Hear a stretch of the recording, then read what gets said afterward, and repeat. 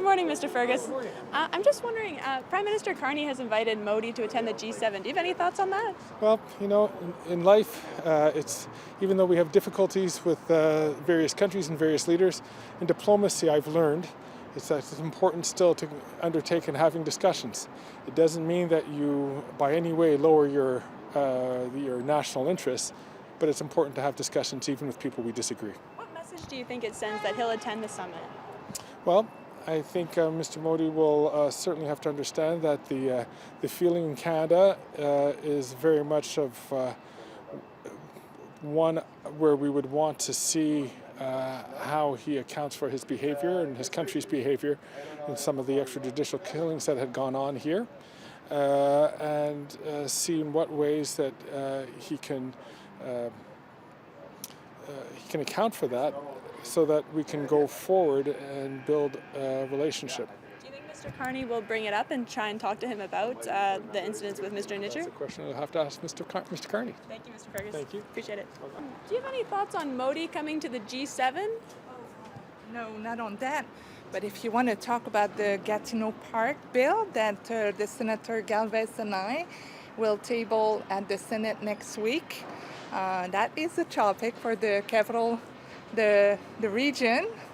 And so that's a good news for me. Thank you. Thank you. What do you think about Modi coming to the G7? The Prime Minister's invited him.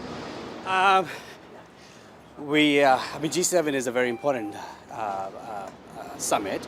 We need to make sure that all large economies are there and present. This is an opportunity where we can engage in effective diplomacy, where we can have these very important face-to-face conversations.